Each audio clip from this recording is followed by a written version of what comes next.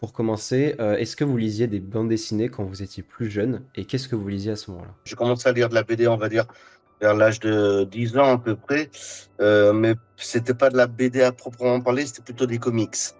Ma première vraiment lecture coup de cœur, ça a été les comics, Marvel, DC, principalement Marvel. Mon enfance a surtout été axée autour des histoires de super-héros, à vrai dire. Tout ce qui était BD franco-belge, plus classique, Lucky Luke, Astérix, tout ça, ça n'a jamais été trop ma tasse de thé. Est-ce que du coup, quand vous étiez plus jeune, ça vous avait donné envie de vous lancer dans la bande dessinée, par exemple? Alors, pas de me lancer dans le sens en faire mon métier quand je serai plus grand, mais c'était devenu ma passion assez vite, en effet, puisque très vite, j'ai commencé à faire des petites bandes dessinées qui étaient inspirées du coup de mes lectures du moment. Euh, C'est-à-dire que je faisais des histoires de super-héros, ou alors j'allais au cinéma, je voyais par exemple un film d'Indiana Jones, puis dès que je rentrais à la maison, j'avais envie de faire une BD d'Indiana Jones. Donc c'était un peu ça mes influences. Sur le moment, c'était toute la pop culture de l'époque, des années 80, que je couchais sur papier, et c'est ce qui m'a donné le goût de l'envie de dessiner, de raconter des histoires. Mais ensuite, quand sont arrivés les premiers dessins animés japonais vraiment cultes à la télé, comme Dragon Ball ou les Chevaliers de Zodiac, par exemple, là, j'ai eu vraiment un grand coup de cœur pour le graphisme japonais. Et depuis, je ne dessine plus que dans ce style-là, parce que j'avais vraiment trouvé le style qui correspondait le plus à mon ADN, on va dire. De toute façon, je ne saurais pas dessiner autrement que dans ce style-là maintenant, tellement j'en suis imprégné. Du coup, même si vous n'avez pas forcément envie d'exercer ce métier-là, quelles études avez-vous effectuées? Alors, j'ai fait des études j'ai fait un CAP de décorateur sur porcelaine. Ça a été mon premier job pendant plus de 12 ans. Donc, j'ai fait un CAP pendant 3 ans ici à Limoges, enfin ici à côté à Limoges, capitale de la porcelaine, donc, pour ceux qui ne le savent pas. Et j'ai appris donc mon premier métier qui touchait au dessin d'ailleurs, il n'y avait pas de hasard. C'est que très vite, j'ai compris que je devais orienter je veux dire, mes désirs professionnels autour du dessin, même si à l'époque, c'était toujours pas dans la BD. Et du coup, j'ai été voilà, décorateur sur porcelaine pendant 3 ans.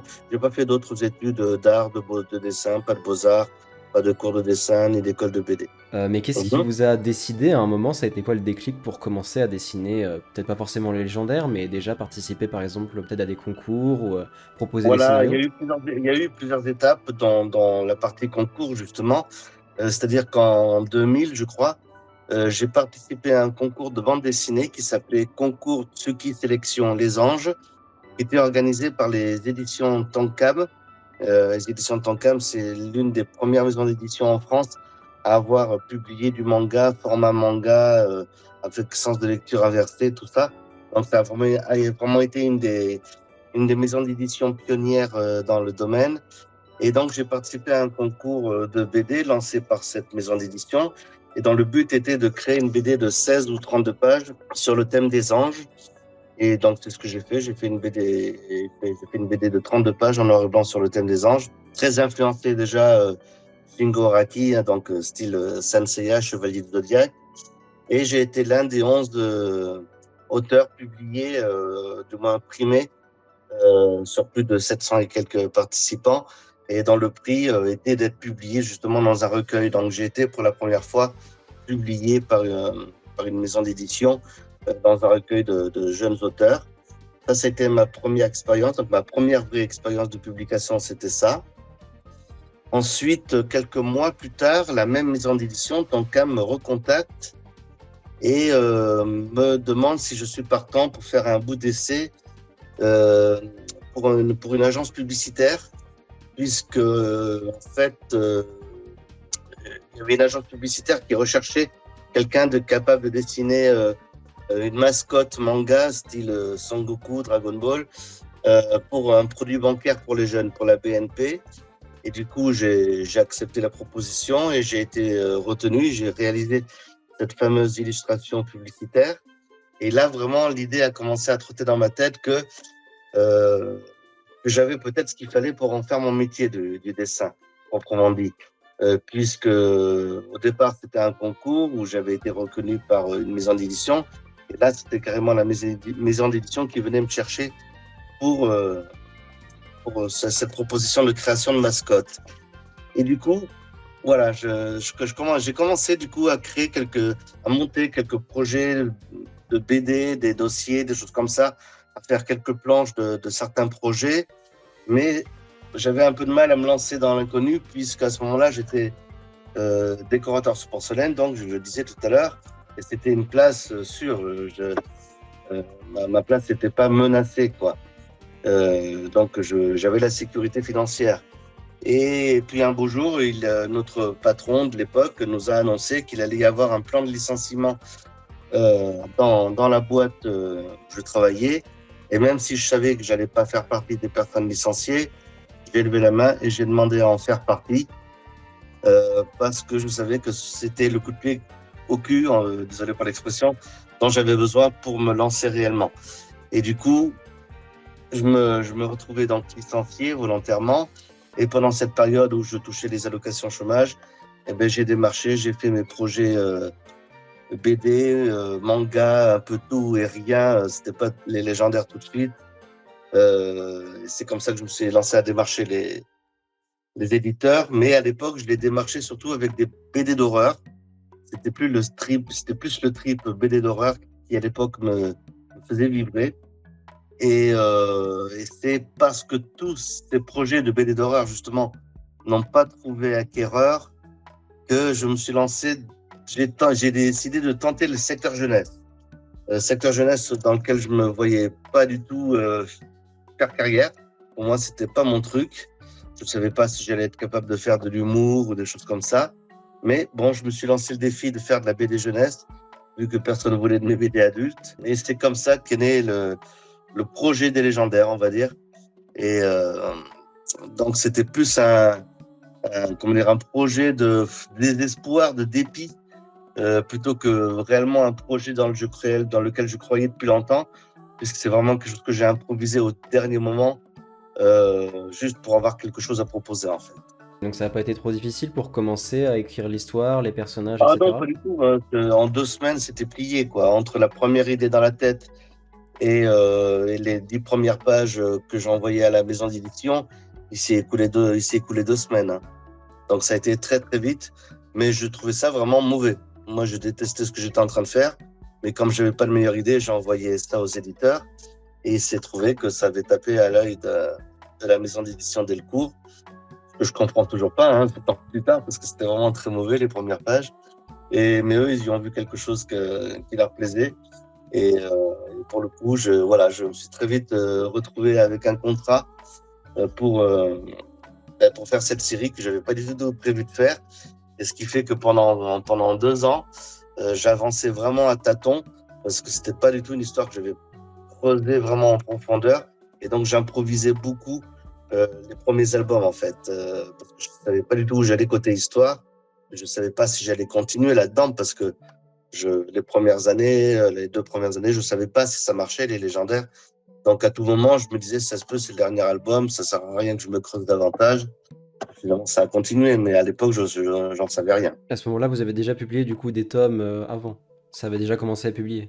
Ou alors vous étiez encore sur le sketch du premier tome.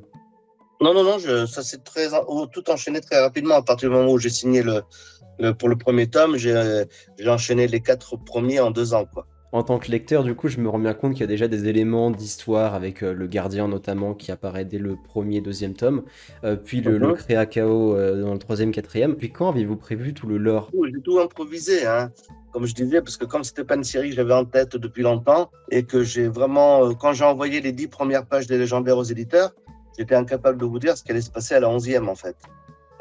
Parce que j'improvisais tout. J'avais pas du tout de plan sur la comète concernant cette série et j'en avais pas davantage lorsque j'ai fait les premiers tomes. Donc, en fin de compte, je savais jamais avec plus de 10 pages d'avance ce qui allait se passer. Donc, on peut pas dire que j'avais créé tout un lore. Le lore, il s'est créé, il s'est développé au fur et à mesure que j'ai fait les albums. Maintenant, ça donne l'impression d'être un univers étendu, très cohérent à la Star Wars ou quelque chose comme ça. Mais en fin de compte, 90% de ce que j'ai fait, allez, on va dire jusqu'au tome 6, c'était de l'improvisation pure. Mais quand est-ce qu'il est sorti le premier légendaire origine? Du coup, apparaît, il me semble, Calandre déjà. Je sais plus du tout. Pas forcément la date, mais entre quel tome à peu près? Ça devait être vers le tome 6, alors ça devait être peut-être vers 2007, 2008. Ouais, peut-être parce que du coup, bah, on avait déjà, donc si c'est après le tome 6, on a déjà eu un petit aperçu d'Anaël adulte, etc. Ouais. Oui, oui, mais c'était pas le début de la série Origine pour autant, hein. C'était juste parce que dans certaines histoires de voyage dans le temps, on remontait à l'époque où ils étaient adultes et on les voyait. Mais à ce moment-là, j'avais pas du tout l'idée de la série Origine en tête, quoi. Oui, il y a des personnages qui apparaissent pas, notamment, etc. Oui, il y a eu des changements, mais là, ils étaient volontaires parce que lorsque j'ai développé la série Origine, je savais que j'allais montrer des scènes que j'avais déjà dévoilées un peu en flashback dans la série principale, mais je voulais également développer pour le coup le lore, et du coup j'ai changé quand même certaines scènes, certaines situations, et j'ai rajouté surtout des personnages secondaires qui ont fait en fait la richesse là, de cette série Origine, puisque des personnages secondaires comme Solaris ou Regen ou Samael sont devenus des personnages hyper populaires de l'univers des légendaires, alors qu'ils n'étaient que des personnages secondaires dans un spin-off. Je peux témoigner, oui. Mm. J'ai pas encore lu d'ailleurs le dernier tome qui est sorti, il faudrait que je me le procure. Parce que je sais pas si je l'avais expliqué, mais je me suis remis, il me semble que c'était un peu après l'annonce du film, mais j'avais fini de collectionner les derniers tomes des légendaires à ce moment-là, dont les tomes origines. Et D'accord. c'est même pas quelques semaines, voire un mois après ça, que le nouveau tome origine est sorti, alors qu'il était censé en avoir que, il me semble, 5. Alors, Ouais. il ne sait pas qu'il était censé n'y en avoir que 5. C'est surtout qu'à un moment donné, j'ai fait une pause, enfin une très grande pause de 5 ans dans la série Origine parce que il y avait eu quelques tensions avec la dessinatrice de l'époque et ça s'était tellement mal passé que j'avais décidé d'arrêter la série. Et j'ai mis très longtemps faut dire, à laisser passer, à laisser couler de l'eau sous le pont et à digérer un peu tout ça pour que j'ai vraiment de nouveau envie de faire la série Origine, quoi. Hmm. De la prolonger, tout du moins. Pas forcément telle qu'elle aurait dû être 5 ans auparavant, mais en tout cas, elle a repris, mais avec une autre dessinatrice du coup. Donc du coup, justement, dans ces croquis, c'est quel personnage que vous avez imaginé en premier? Danaël, ça, autant que je m'en souviens, ça a été Danaël le premier. Après, je sais plus trop dans quel ordre ils sont, parce que je les ai tous inventés le même jour, hein. Hmm. Euh, donc, je me souviens plus exactement dans quel ordre, mais le premier, ça a été Danaël, parce que c'était le leader. Puis il y avait le côté un peu chevalier, un peu chevalier de Zodiac dans ma tête, toujours. Donc, ça a été le premier que j'ai potassé. Le deuxième, peut-être, ça a été Griff, mais après, je sais plus trop. Ok. En parlant du coup après donc des croquis, etc., on remarque au fur et à mesure de la série, comme je le disais, le style un peu manga vintage, du coup on le retrouve beaucoup dans les premiers tomes avec des traits beaucoup plus gras, etc. Mais du coup on voit que le style change beaucoup au fur et à mesure. Est-ce que c'était volontaire? Est-ce que vous avez vous-même, Non, vous êtes vous-même amélioré ou... ça a été l'évolution de mon dessin, tout simplement. N'importe quel auteur BD vous le dira, on évolue sans arrêt dans le style de dessin, et encore plus quand il s'agit de tout nouveaux personnages qu'on vient de créer et qu'on ne maîtrise pas encore. Donc, on voit toute la progression, on voit les premiers pas.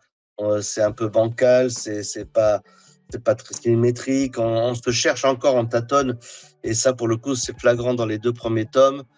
C'est après que le graphisme commence vraiment à s'installer. Moi, je considère que c'est à partir du tome 5 que j'ai eu les bases d'un bon graphisme, même si la série a encore évolué depuis. C'est à partir du tome 5 que je considère que j'avais trouvé mes marques sur l'univers des légendaires.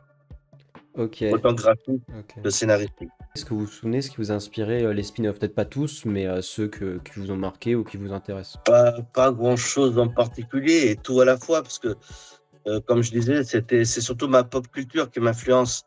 Mais autant dans les légendaires classiques que dans les spin-offs. Donc la question, en fait, s'applique également à la série principale. C'est-à-dire que moi, je regarde plein de choses. À l'époque, je jouais beaucoup aux jeux vidéo, donc les RPG type Final Fantasy, des sagas comme Star Wars, Harry Potter ou Avatar plus récemment. Tout ça m'influence toujours à un moment donné dans mes créations, dans mes histoires. Donc dans la série des légendaires, enfin dans les séries spin-off, j'ai pas eu plus d'influence que dans d'autres, que pour la série principale, par exemple. Mais il y en a eu forcément.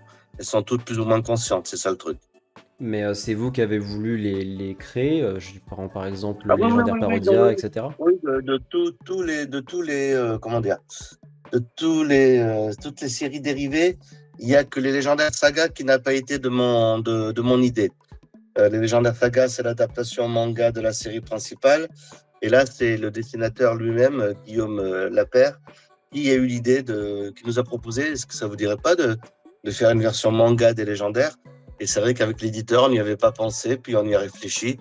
Et on s'est dit que c'était une bonne idée, justement, pour toucher un public plus fan de manga, plus hardcore, justement, qui ne lisait pas de BD franco-belge. Et du coup, on lui a cédé les clés de la maison, on va dire.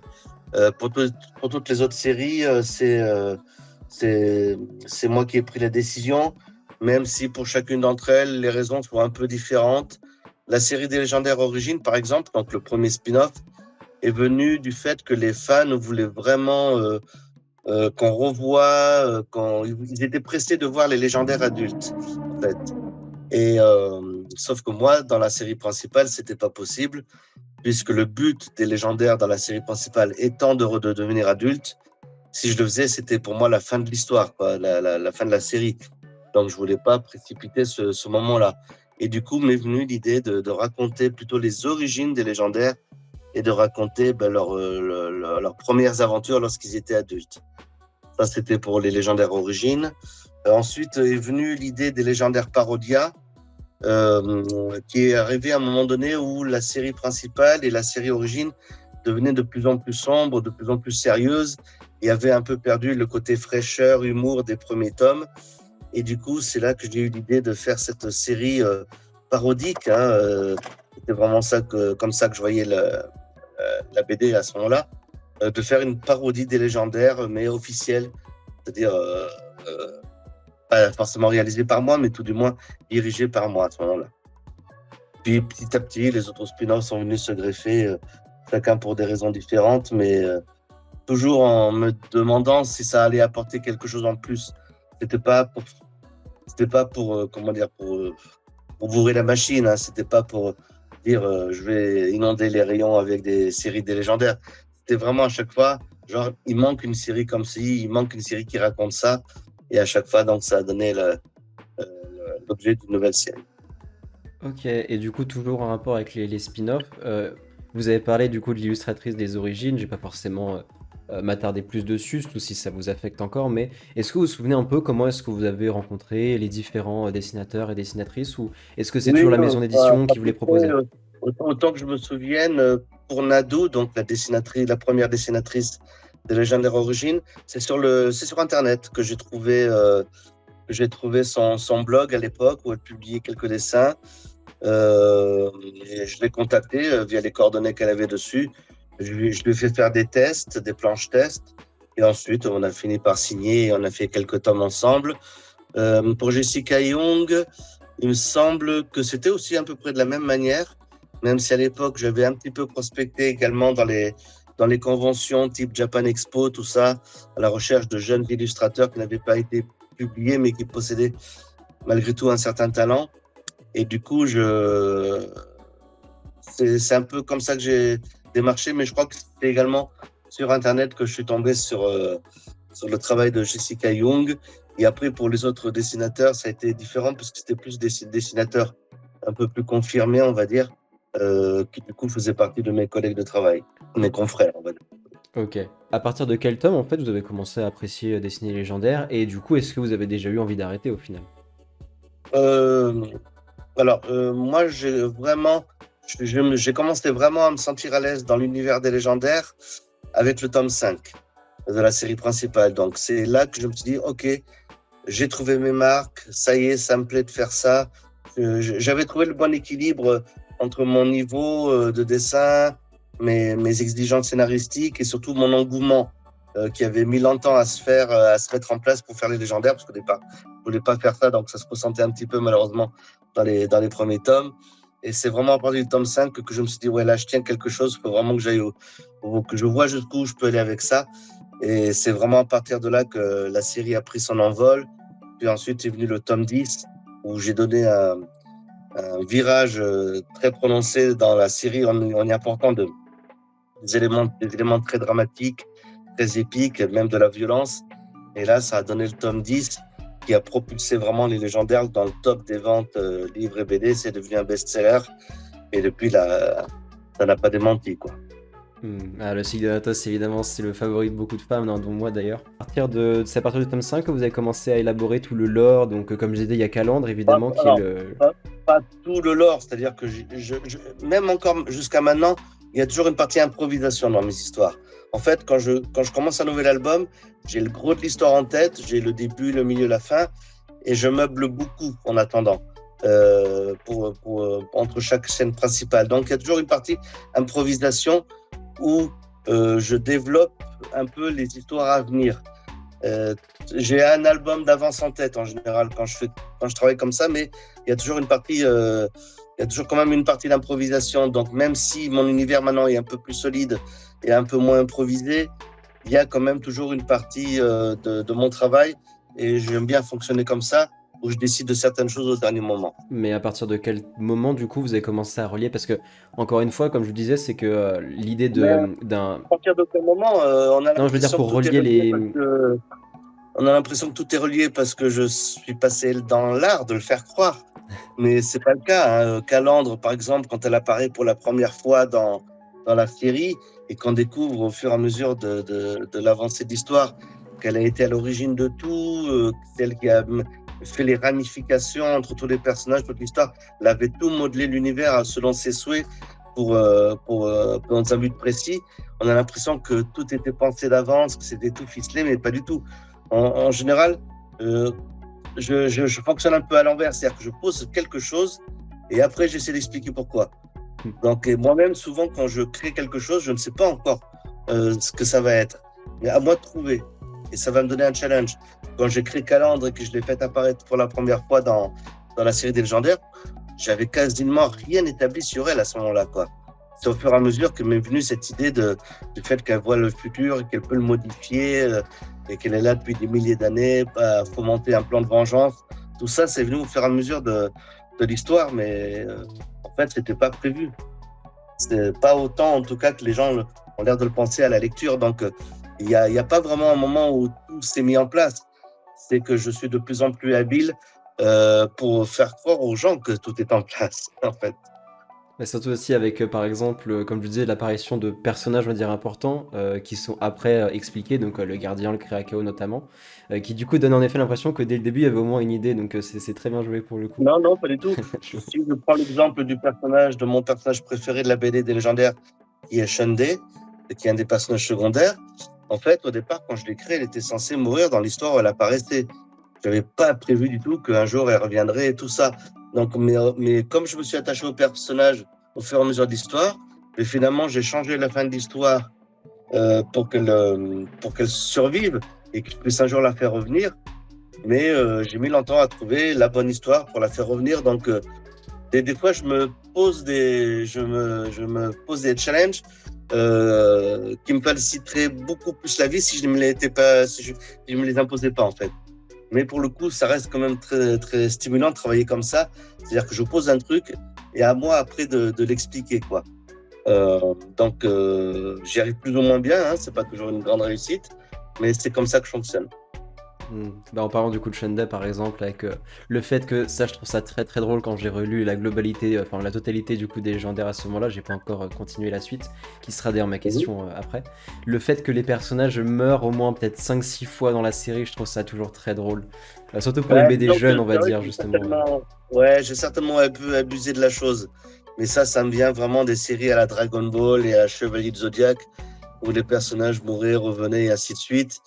Et ça crée une tension dramatique qui est toujours très appréciée de la part des lecteurs, même si souvent ils devinent qu'ils vont revenir et tout ça. Sauf qu'à force de faire revenir les personnages, c'est l'effet inverse maintenant qui se produit. C'est-à-dire que quand je tue un personnage, les fans se disent « Oh, de toute façon, il va revenir, c'est pas grave ». Alors que pour certains, c'est vraiment définitif, quoi. Donc, voilà, j'évite maintenant de tuer des personnages comme ça pour le fun, pas pour le fun en tout cas, mais parce que je n'ai plus l'intention de me servir de ces ficelles de résurrection desquelles j'ai abusé, quoi. Je vois ça, oui, c'est vrai que... Bah, du coup, j'ai pas encore eu la suite, mais j'hésiterai pas. Du coup, justement, en parlant de la suite, pourquoi en fait une suite? Parce que vous avez terminé Légendaire sur, évidemment, pour le coup, des morts définitives, ça c'est sûr. Donc pourquoi du coup faire une suite avec, il me semble que ça parle des dieux qui reviennent sur Alysia, En fait, j'avais envie de poursuivre l'univers des légendaires, mais plus avec les mêmes héros dont j'avais vraiment fait le tour. Et surtout de donner un ton différent, une ambiance, différente à la série. Et pour moi, ça pouvait pas se faire à travers un 24e tome. Parce que l'éditeur m'a demandé, mais puisque tu continues, pourquoi tu fais pas le 24e tome, tout simplement. Même si j'avais prévu déjà de confier le dessin à quelqu'un d'autre, ça dérangeait pas mon éditeur que ce soit le tome 24, 25 et tout ça, que ce soit un genre de nouveau cycle qui commence. Mais moi, j'avais vraiment envie de conclure la série principale. Donc, pour moi, le tome 23 est vraiment la conclusion de la série principale. Mais l'univers des légendaires, lui, continue. Mais je voulais vraiment marquer cette différence en commençant une nouvelle série et en confiant le dessin à quelqu'un d'autre. En fait, à ce moment-là, surtout, j'avais fini aussi les Seven Deadly Sins et j'ai vu qu'elle avait aussi une suite avec les enfants des protagonistes. Sans vous enfoncer, évidemment, je me suis dit, bon, ça va être une suite sans forcément plus d'intérêt, mais j'ai vu un peu, du coup, sur votre compte, certaines pages et de quoi ça parlait, que c'était encore relié à l'histoire principale et que c'était pas, encore une fois, C'est un toujours changement relié, total. Oui. Parce que les légendaires, même s'ils ne sont plus les personnages principaux, restent au cœur, on va dire. Ça continue à être l'univers des légendaires. Mais c'est l'occasion pour moi également de ramener des personnages qu'on pensait ne plus revoir dans la série et qui du coup reviennent avec 20 ans de plus dans la face, on va dire, et on voit ce qu'ils sont devenus et tout ça. Donc c'est très chouette. Ça permet de faire évoluer les personnages de manière instantanée, puisqu'on ne sait pas du tout ce qui s'est passé durant les 20 années qui se sont écoulées entre les deux séries. Et du coup, je peux me permettre de montrer des personnages complètement changés, psychologiquement, physiquement et tout ça, sans avoir à argumenter toutes les raisons qui l'ont amené à être ce qu'il est maintenant. La raison, c'est 20 ans se sont coulés, point barre. Voilà. Donc du coup, c'est très plaisant. Hein. Le personnage de Toupie, par exemple, qui était une petite gamine dans les premiers tomes des légendaires, un peu espiègle, puis après qui est devenue une brigande dans le cycle de World Without. Là, j'en ai fait la chef de la résistance face à l'envahisseur. Donc, on change complètement de ton. Mais je trouve que le personnage est génial dans ce nouveau rôle. Donc c'est très sympa comme ça de redistribuer un peu les cartes et de faire de certains personnages secondaires, voire même tertiaires de la série principale, en faire un des protagonistes principaux de la nouvelle série. C'est très chouette. Je vois en plus surtout que Toupie c'est un personnage qui pouvait être intéressant pour une fille vu que c'est la seule enfant qu'on connaisse. Bah du coup dans le film il y en a d'autres mais Toupie dans la série originale c'est la seule enfant qu'on connaisse qui soit vraiment une enfant. Dans les premières que j'ai, oui, dans la série principale, je crois que c'est la seule. En effet, ouais. Enfin, si on écarte Shandé, mais c'est bon, c'est une créature magique, c'est un peu différent. En effet, oui. Des questions aussi que je me posais, donc par exemple, c'est quoi votre personnage, enfin, c'est qui votre personnage préféré? Donc vous avez un peu répondu pendant. C'est Shandé, hein, c'est Shandé parce que c'est un personnage auquel je me suis beaucoup attaché. Hein, comme je disais, elle devait déjà mourir dans le tome 8, finalement je l'ai fait survivre dans le but de la faire revenir un jour. Mais à chaque fois que je l'ai fait revenir, Shandé, elle était très différente. En plus, son pouvoir de métamorphe fait que je lui donnais une apparence différente à chaque fois. Donc, d'un point de vue créatif, c'était cool de voir la redessiner parce que je l'ai réinventée à chaque fois, en fait. Et puis surtout, c'est un personnage qui était maudit. Hein. C'est-à-dire, c'est pas un personnage mauvais, mais elle a été créée par le mal, hein, par Skroa. Et elle a été créée par le mal pour faire du mal. Et malgré toute sa bonne volonté de faire le bien, en fait, elle y arrive jamais. Elle prend toujours les mauvaises décisions, elle fait les mauvais choix. Ce qu'il a fait passer pour une prêtre, ce qu'il a fait passer pour plein de choses. En plus, au départ, Shandé a vraiment été détestée par les fans parce qu'elle se posait un peu en rival de chimie. Mais je pense que c'est un personnage que les fans ont aimé détester. C'est-à-dire que c'est un personnage qui était genre, ah, mais qu'est-ce qu'elle fout là, celle-là, qu'elle crève, tout ça. Mais le jour où je l'ai vraiment tué, enfin, où je l'ai tué pour la première fois, c'était genre, oh non, pourquoi elle est morte, je m'y attachais. Donc, c'était un peu ça, c'était marrant, les réactions des fans. Donc, c'est un personnage qui est attachant, mais qui en même temps est pas fait pour être aimé. C'est la raison pour laquelle j'en ai fait la toute dernière antagoniste, même si c'est le temps de quelques pages. de la série principale lorsqu'elle devient Raven, ce mélange de plusieurs races finalement lorsqu'elle absorbe le parasite Abyss. Et là, je voulais m'éclater à la dessiner la dernière fois et je lui ai fait un super look démoniaque, presque divin, parce que voilà, je voulais la dessiner une dernière fois et du coup, j'en ai fait l'ultime antagoniste, quoi. Deux questions un peu similaires, mais quel est votre tome que vous préférez, vraiment préféré en tant que lecteur, et quel est le tome que vous avez préféré imaginer, faire, dessiner, écrire? Alors, le tome que je préfère en tant que lecteur, il y en a deux en fait, que je mets à égalité. C'est le tome 12, la fin du cycle d'Anatos, où là, c'est vraiment le combat titanesque, tous les légendaires contre Anatos, tout ça, plus l'alliance entre les humains, les elfes et tout ça. Franchement, je crois que j'ai bien assuré sur ce tome-là. Et ensuite, l'autre tome que j'aime bien, parce qu'il met Shundé en avant, c'est le tome 20, donc dans le cycle World Without, où on découvre la vie de princesse de Shundé, et surtout le fait qu'elle redevient un peu ce qu'elle-même, qu'elle brise un peu le sortilège qui avait fait d'elle une princesse. Euh, donc c'était voilà, une histoire que j'ai beaucoup aimé mettre en dessin, en couleur et tout ça. Et après l'album, alors pas forcément que j'aime le plus, parce que justement il a été dur à faire, mais dont je suis peut-être le plus fier, c'est le tome 13, parce que juste après le cycle d'Anatos, ça avait été une saga très axée sur les combats, de la baston. C'était vraiment, enfin, voilà, c'était très intense, très combat à la Dragon Ball et tout ça. Et du coup, quand j'ai enchaîné sur le tome 13, je voulais pas aller dans la surenchère de reproposer un ennemi encore plus fort qu'Anatos pour avoir des combats encore plus titanesques. Je savais que c'était pas la bonne décision à prendre. Donc, du coup, j'ai plutôt axé le tome 13 vers quelque chose comme un polar, quelque chose à énigme à résoudre, beaucoup plus cérébral. Et du coup, l'histoire est beaucoup plus ficelée avec des éléments d'indices qui apparaissent au fur et à mesure de l'album, qui vont vers la résolution de l'histoire dans le tome 14. Et surtout, c'était un tome où je montrais pour la première fois la cité d'Orchidia. Et du coup, c'était très dur pour moi de dessiner de l'architecture, très complexe et tout ça, avec un petit côté steampunk et tout. Et moi, je suis pas du tout à l'aise avec les décors.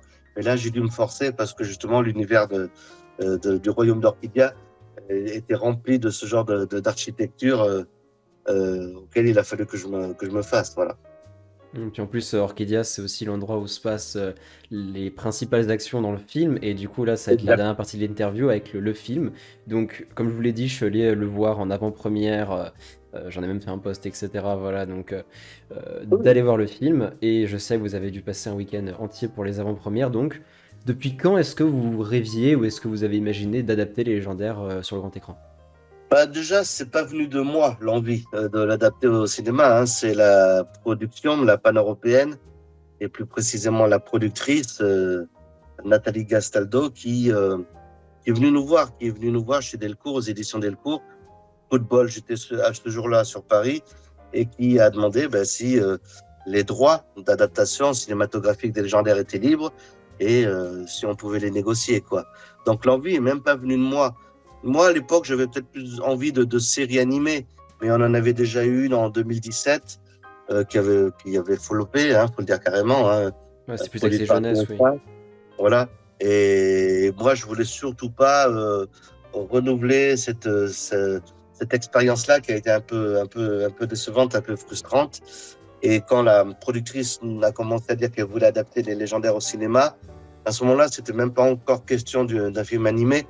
Elle était prête à tout envisager, même du live action. Mais moi, non, je voulais pas de live action. Pour moi, c'était trop casse-gueule de le Excusez-moi, je vous faire coupe comme juste deux ça. secondes, je me permets. Ah, C'était quand ça qu'elle vous a proposé une c'était potentielle il y a adaptation? 8 ans à peu près, donc c'était en 2018, ben, juste après la série animée TF1 en fait, Ok, ok.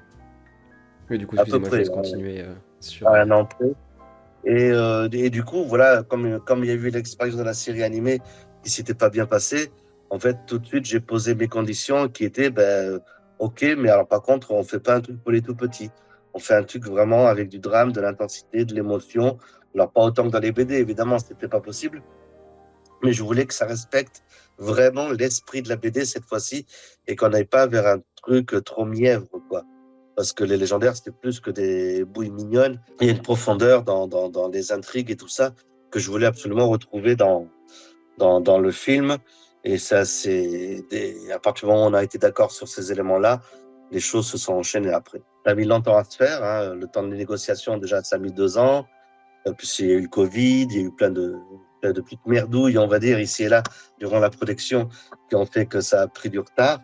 Et puis des soucis de financement aussi, c'était très compliqué de trouver les financements, parce que juste après le Covid, enfin, les banques, tous ceux qui finançaient le cinéma étaient hyper frileux à réinvestir dans ce média-là, parce que ils avaient peur que les gens n'aillent plus au cinéma, que les gens préfèrent rester à la télé, sur les plateformes, Netflix, tout ça. Ça s'était beaucoup développé entre-temps. Et investir dans le cinéma, c'est devenu plus compliqué, hein.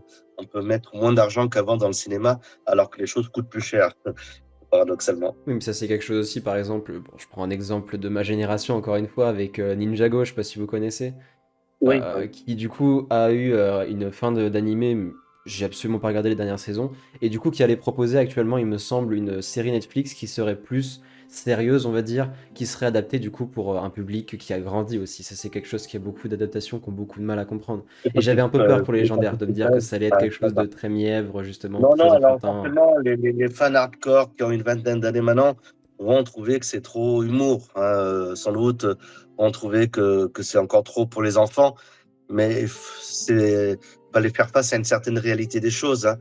Il fallait que ce soit un film familial.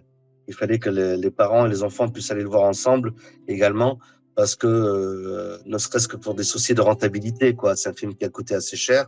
Il a coûté près de 15 millions d'euros. Et on peut pas juste axer pour plaire à la fanbase, quoi. Il fallait vraiment que ce soit un que ce soit un film qui plaise autant aux novices qu'aux fans. Et c'est ce juste milieu qu'on a essayé de trouver avec le film. Mais justement, c'est que dans l'ensemble, j'ai trouvé le film, même moi, alors du coup, évidemment, pour même chose, des gens de. J'ai la vingtaine actuellement, des gens de mon âge, du coup, un film d'animation, si je ne connaissais pas la série, peut-être que ça m'aurait moins plu, mais j'ai des amis justement qui sont venus avec moi qui ne connaissaient absolument pas, qui ont apprécié, et d'autres, évidemment, des fans hardcore qui, d'ailleurs, vous passe le bonjour, qui du coup vont aussi beaucoup apprécier. Donc, dans l'ensemble, je trouve que ça a été bien dosé sous le Non, niveau de non, l'humour. je Le pense niveau de qu'on a l'humour. réussi à Hmm. trouver le juste milieu. Après, forcément, il y en aura qui ne s'appellera pas et inversement. Mais sincèrement, n'en déplaise aux fans, c'était surtout aux non-fans que je voulais que ça plaise. Parce que ce film-là, on a pour désir de le vendre à l'international. Parce que juste le marché francophone ne va pas suffire probablement à le rentabiliser. Et pour le coup, il fallait que le film soit compréhensible et apprécié par des gens qui ne connaîtraient pas du tout la BD, ce qui représente quasiment tous les autres pays hors France, hein, puisque Les Légendaires, c'est un gros succès, mais c'est un succès francophone, la BD. Donc France, Suisse, Belgique, Canada, Nouvelle-Calédonie, ça cartonne, mais dès que ça a été traduit, ça n'a pas marché du tout dans les quelques pays où ça a été traduit. Donc avec le film, on espère justement euh, faire connaître l'univers des légendaires à l'international. Puis du coup, on espère du coup faire connaître, donner à ces pays-là l'envie de connaître la BD originelle, mais surtout, voilà, faire en sorte que ce film-là fonctionne dans des pays où les légendaires sont pas du tout connus. Donc la première chose qui m'a intéressé, on va dire, à la sortie de la projection, c'était de discuter avec des gens qui ne connaissaient pas l'univers des légendaires et si eux avaient apprécié. Parce que c'est vraiment plus cela que d'un point de vue, euh, pas rentabilité, mais d'un point de vue reconnaissance mondiale, c'était ce public-là qui était plus le public type, on va dire. Hmm. Après, les fans, ils aiment ou ils n'aiment pas. J'ai envie de dire, j'espère qu'ils aiment, hein, mais je veux dire, si ça leur plaît pas, ça sera pas parce que le film est mauvais. Ce sera parce que pour eux, ils n'étaient pas assez fidèles, ils n'étaient pas assez fidèles à la BD. Et sur ça, je peux pas non plus leur dire que c'est faux, parce que c'est différent de la BD. C'est une autre vision de l'univers des légendaires, quoi. Bah déjà justement, je ne m'attendais pas à ce qu'à la fin il y ait un petit teaser, ce sera encore une fois une de mes questions, mais un petit teaser avec, évidemment moi je l'ai deviné, à mes amis Ouais, aussi se croient, ouais. mais voilà, et puis, même en général, en Mais soi il y a l'arc avec Elisio, Darkel, ce teaser, pour information, il a été décidé qu'il y a à peu près 2-3 mois. C'est-à-dire que le film, au départ, sa fin, c'était vraiment quand les légendaires sont réunis avec le roi et la reine et qui s'apprêtent à aller voir le peuple pour se faire féliciter, tout ça par le peuple d'Orchidia. C'était ça la vraie fin. La fin teaser du second, où on rajoute une petite scène qui introduit une nouvelle menace, ça a vraiment été décidé et ça s'est fait il y a 2 mois de ça. Hein. Parce qu'au départ, la question s'était posée pendant l'écriture du film. La question s'était posée, est-ce qu'on fait une scène post-générique, comme c'est habituel maintenant dans les univers de héros, de super-héros et tout ce qu'on veut, pour teaser une suite. Et la fan européenne, au départ, elle n'était pas très chaude pour ça, parce qu'ils n'étaient pas sûrs de faire un 2, tout simplement, quoi. C'était leur premier film d'animation, il avait été laborieux à faire et tout ça. C'était un peu jeter des plans sur la comète que d'annoncer un 2. Mais finalement, au vu du film, ils étaient tellement contents du résultat que, que du coup, ils ont eu la confiance. Tu vois, ils se sont dit, mince, là, ça a tout pour que ça marche. Allez, on lance le pari comme quoi il y aura un 2 et on fait un petit teasing. Et le 2 est en production actuellement ou c'est... Alors pour l'instant, il est en phase d'écriture. Il est en phase d'écriture parce que là aussi, pareil, on peut pas jeter des sous par la fenêtre. Hein. On n'est pas comme les Américains qui peuvent tourner un quart d'heure de film et le jeter si ça va pas. Non, il faut que tout ce qui se tourne, il faut que le moindre euro dépensé soit dans le film. Donc il est hors de question de produire le film tant qu'on n'est pas sûr qu'il y a un 2. Mais d'écrire le scénario, ça coûte pas grand-chose. Donc on est surtout en train de créer le scénario du 2 avec moi et Antoine Chomsky, donc le scénariste du premier film, et qui fait également la voix de Griff. Donc on est en train d'écrire le deuxième film, mais on va s'arrêter là tant qu'on n'a pas le feu vert de la production pour lancer le film. En une semaine, la salle était remplie pour l'avant-première. La campagne, je trouve qu'elle était très bien jouée, l'espèce des parodies en fait avec des extraits du film redoublés pour annoncer le film. Ouais, J'ai trouvé ça très original, c'est très sympa à voir. J'étais pas super chaud pour ces petits teasers. Les légendaires au cinéma, vite, allons-y. Moi, au départ, j'étais pas chaud parce que je trouvais que ça parodiait trop, justement. Et j'avais peur que ça donne l'illusion que ça allait être que du gag, le film, alors que c'était pas ça, quoi. Et du coup, j'en ai discuté avec la production et elle a convenu qu'en effet, du coup, c'était pas forcément le premier teaser qu'il fallait montrer. C'est pour ça qu'il y a eu un premier teaser, en fait, qui montrait plus le côté aventure-action. Et après, il y a eu ces teasers-là qui annonçaient les avant-premières et tout ça. Mais je voulais surtout pas que ce soit les premières bandes annonces qui soient déjà en mode parodique, quoi. Moi, je comprends complètement, oui. D'ailleurs, justement, à propos de tout ça, parce qu'on voit que vous avez eu des décisions à prendre, alors, deux questions qui vont sûrement se relier. Quel est le rôle que vous avez joué, vous, dans la production du film? Et justement, je pense qu'au-delà du style enfantin que pouvait faire un film d'animation, c'était surtout le style d'animation qui avait beaucoup étonné la communauté. Et du coup, est-ce que vous avez une décision là-dedans, etc. Alors, sur le style d'animation, non, j'ai pas eu mon mot à dire. Et en même temps, j'étais pas contre la 3D. Oui, c'est vrai que j'ai vu de la part de fans beaucoup d'hostilité envers la 3D, ce qui est assez étonnant quand on sait que quasiment tous les films d'animation qui se font depuis une quinzaine d'années, c'est de la 3D. Donc j'ai été très étonné un peu de cette hostilité. Est-ce que c'était justement parce qu'ils voulaient quelque chose de la 2D, style animé japonais, je sais pas. Mais c'est vrai que j'ai vu beaucoup d'hostilité à ce graphisme-là. Alors également de l'hostilité envers le changement graphique des personnages. Et là aussi, là aussi c'est quelque chose d'assumé parce qu'en fait, très vite on a compris qu'il fallait s'éloigner du côté manga de la BD parce que encore une fois, on visait le marché international. Et autant le manga, c'est hyper populaire chez nous. En France, on est le deuxième pays après le Japon à lire autant de mangas. Mais autant dans les autres pays du monde, c'est pas forcément la tendance. Et du coup, c'est vrai qu'on a très vite opté pour un graphisme plus proche de ce que peut faire Dragon, DreamWorks par exemple, tu vois.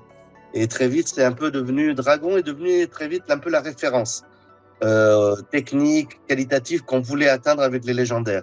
Et du coup, graphiquement, ça s'est ressenti et on est allé vers quelque chose de beaucoup plus réaliste et beaucoup plus occidental. Après, mon rôle, moi, là-dedans, je suis intervenu à différents moments du film, mais jamais en continuité. Je suis intervenu au tout début, puisqu'au tout début, la production m'a proposé d'écrire le premier scénario du film, ce que j'avais fait. Mais la production n'avait pas accroché parce qu'en fait, j'adaptais trop les 2 premiers tomes et eux, ils trouvaient que c'était pas forcément la bonne histoire pour le film. Donc, du coup, on va dire que j'ai été un petit peu écarté. Et du coup, ils ont pris un scénariste, Antoine Chomsky, qui a travaillé sur le film avec une co-scénariste, Hélène Grémillon. J'ai un peu participé au chara-design, puisque certains éléments de l'histoire que j'avais proposés avaient été conservés. Et du coup, le personnage d'Ibicélia, le personnage végétal, qui est très important dans le film, c'est moi qui l'ai créé, c'est moi qui lui ai trouvé son nom, même si graphiquement, elle était un peu différente dans les premières versions de mon histoire, où elle était une vraie antagoniste et pas un personnage manipulé par Darkel. Euh, Elle devait contrôler à l'époque tout un tas de monstres végétaux, quoi. Donc le personnage a quand même pas mal évolué depuis. Donc j'ai travaillé un petit peu sur le scénario. Par moment, on a fait appel à moi pour débloquer certains passages qui posaient problème et pour lesquels les scénaristes n'arrivaient pas forcément à trouver la bonne solution, on va dire. Et du coup, on m'a proposé de débloquer certains passages, j'ai écrit certains dialogues, j'ai proposé certaines scènes, tout ça. Et ensuite, j'ai eu mon mot à dire également pour la musique, puisque je ne sais pas ce que tu en as pensé d'ailleurs de la musique. Non, j'ai beaucoup aimé personnellement aussi. J'ai un ami justement qui était moins fan du cinéma d'animation mais qui a adoré la musique. Personnellement, le cinéma d'animation, justement, je pense que c'est plutôt parce que les gens s'attendaient à ce que ce soit plus adapté à la bande dessinée, j'imagine. Au début, c'est vrai que c'est étonnant, surtout pour le chara-design de certains personnages, mais au fur et à mesure, surtout qu'elle est plutôt réussie hein, pour de la 3D, surtout il y a eu des essais en 3D qui étaient beaucoup moins concluants pour d'autres séries. Donc je trouvais que globalement l'animation Non, non, se déroulait très bien quoi. ouais. En fait, c'est pour ça, c'est ce que j'essaie de faire comprendre aux gens qui sont rebutés par le graphisme. Mais genre, mais au bout de 5 minutes, vous y faites même plus attention, en fait. On est pris par l'histoire, par les événements, et le graphisme, on finit par oublier, quoi.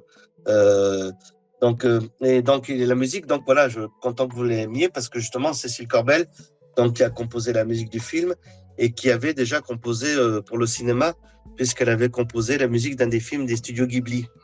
Il y a pas mal d'années, elle avait fait la BO du film Arrietty et le petit monde des chapardeurs, pour lequel elle avait reçu plein de prix au Japon pour la BO de ce film-là. Et c'est d'ailleurs à travers la BO de ce film-là que j'avais connu son travail. Et par la suite, on avait fini par se rencontrer dans un festival à proximité de chez moi.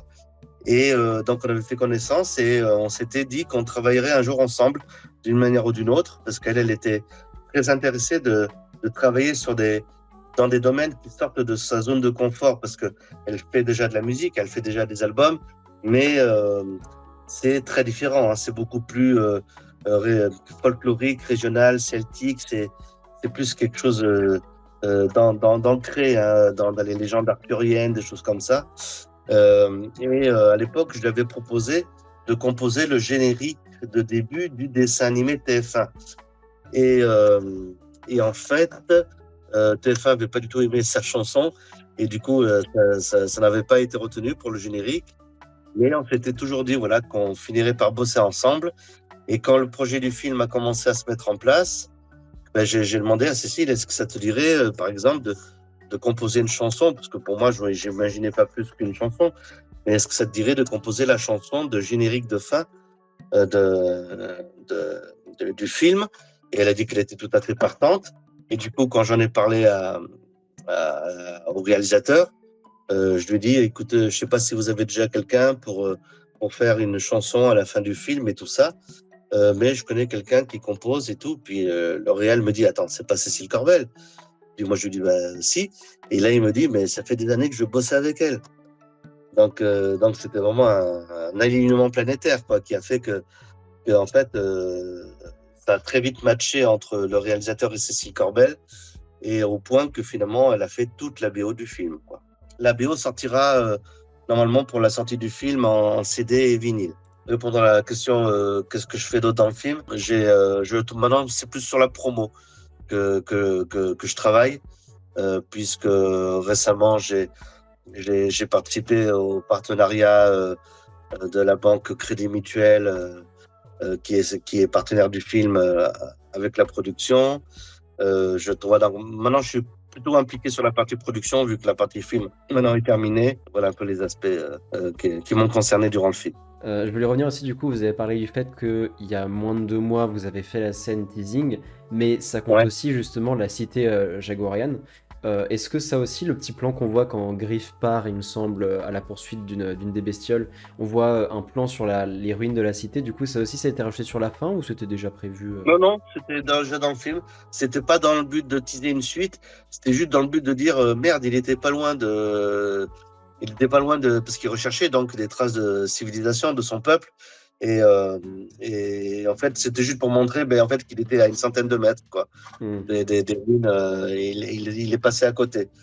Euh, donc, euh, donc, mais c'est pas du tout ça qui a, qui a, comment dire, donné l'envie ni même l'idée de la suite, parce que même si la suite en effet devrait s'orienter autour des Jaguarians, c'était pas ça le leitmotiv en tout cas. Bah, du coup c'est plutôt bienvenu hein, s'il y a une suite par rapport à l'arc Scroa, Shundai, etc.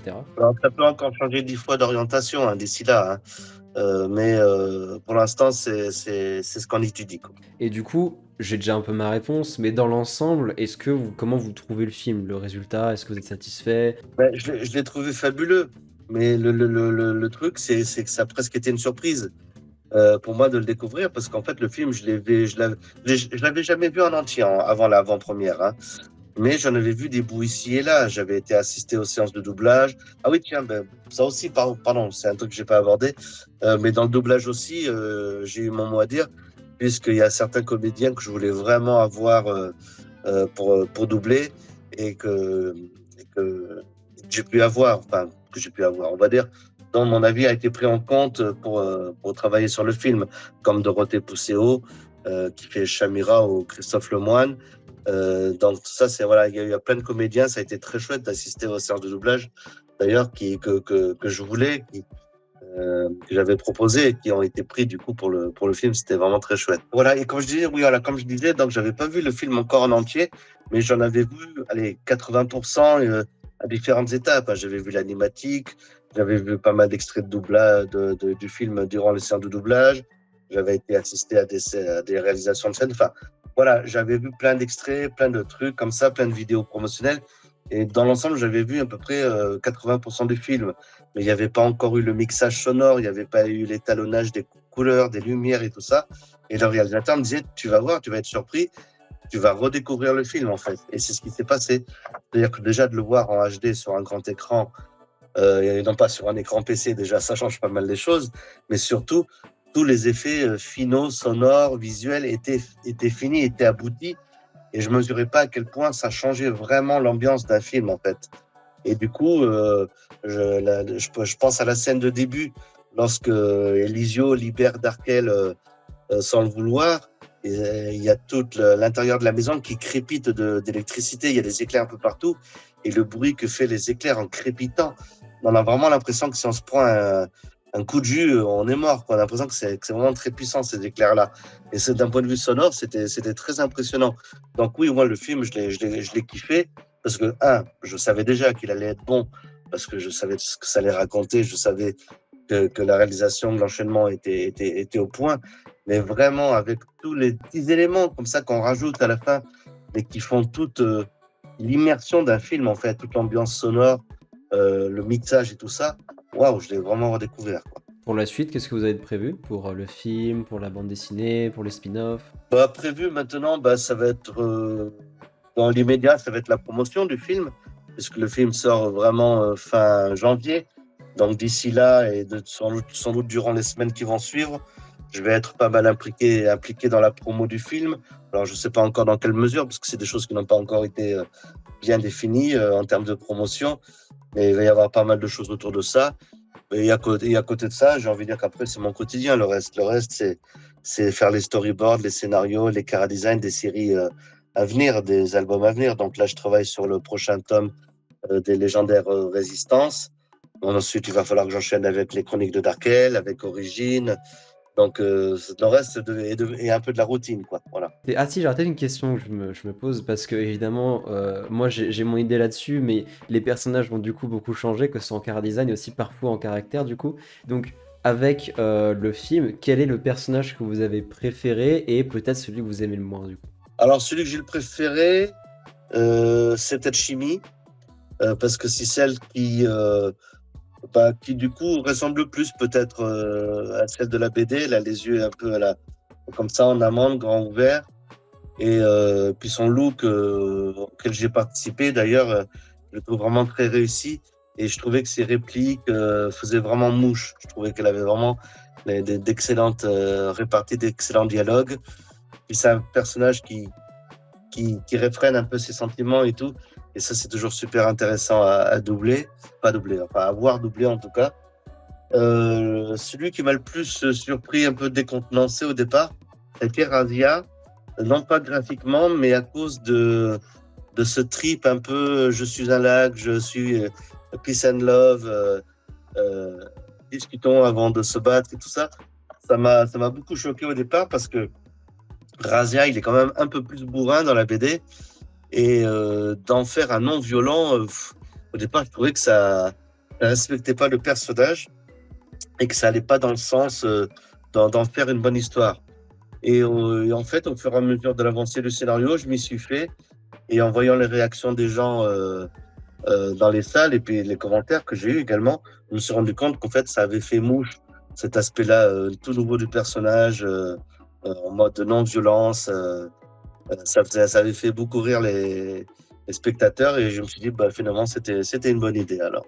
Bah, je confirme du coup parce que de mon point de vue, du coup, c'est vraiment Raziak avec un ami aussi, donc toujours les mêmes, qu'on a adoré redécouvrir parce qu'évidemment, c'est le seul qui avait énormément changé, je trouve. Oui. Et surtout qui du coup en fait collait toujours à son personnage, en connaissant en plus son passé, de se dire qu'en quelques années il décide de se remettre dans la non-violence. Personnellement j'ai beaucoup aimé. Par contre moi personnellement du coup celui qui m'a le plus étonné c'était le roi Kinder, du coup qui est devenu, je vais Ah le dire oui, comme ça, mais un peu le gros j'aime bien manger de service. Ça m'avait un peu étonné en plus parce que dans la BD il est très charismatique, etc. oui, Donc oui. Alors, c'est vrai qu'il est très différent et pourtant, ça m'a pas choqué. Je sais pas hmm. comment expliquer ça. C'est-à-dire que c'est vrai que dans la BD, il est très différent. C'est un personnage autoritaire, qui a du charisme, qui est un homme politique d'envergure. Et là, c'était un- enfin, il se fait bouffer par son épouse, quoi, complètement, celle qui contrôle tout. Il dit, oh oui, oui, d'accord, d'accord, ma chérie, tout ça. Donc, c'est vrai que il est très différent et pourtant, assez étrangement, je trouvais que ça coulait de source d'avoir cette mère autoritaire et d'avoir ce mari qui est tout gentil, qui fait pas de mal à une mouche et qui semble être déconnecté en permanence de ce qui se passe. Moi, j'ai trouvé que c'était une bonne idée de le montrer comme ça, même si au départ, il n'est pas comme ça dans la BD. Ouais. Bah, surtout qu'on les voit plus du coup évidemment, c'est vrai que ça change un peu. Enfin c'est bien qu'ils aient refait un peu les personnages etc. Parce que dans la bande dessinée évidemment on les voit beaucoup moins. Mais non non je trouvais ça juste un peu très surtout que de base c'est plutôt le caractère de Razia justement, le fait d'être Ouais, quelqu'un de ouais, très ouais. bourrin, qui aime manger etc. Bah écoutez en tout cas j'ai plus de questions personnellement, donc je peux encore juste vous remercier d'avoir pris de votre temps pour répondre à mes questions et puis ça me permettra après, je vous donnerai des news etc. évidemment sur le développement de la D'accord. vidéo. Surtout je vous la montrerai quand je l'aurai fini ou à peu près avant de la poster, voir si ça vous convient. Ah, d'accord, ça va. Donc voilà. Bah écoutez, merci encore et puis je vous tiens au courant en tout cas. Merci, au revoir. Au revoir, bonne journée.